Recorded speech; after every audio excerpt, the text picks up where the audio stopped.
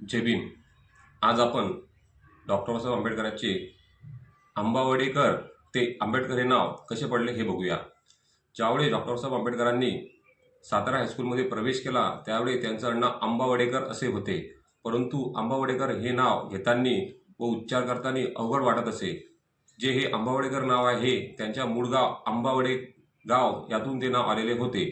परंतु शालेय जीवनामध्ये हे नाव घेताना अडचणीचे वाटत असे.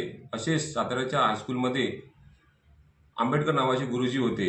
त्या गुरुजींनी डॉक्टर साहेब आंबेडकरांचे आंबावडेकर हे नाव बदलून स्वतःचे आडनाव आंबेडकर हे बाबासाहेबांना दिले व तसेच आंबेडकर नाव हे त्या शाळेमध्ये नोंदही करून घेतली.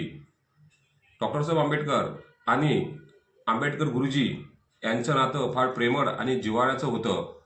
डॉक्टर बाबासाहेब आंबेडकरांना आंबेडकर गुरुजी नेहमी शिक्षणाबद्दल प्रोत्साहन आणि प्रेरणा देत असत.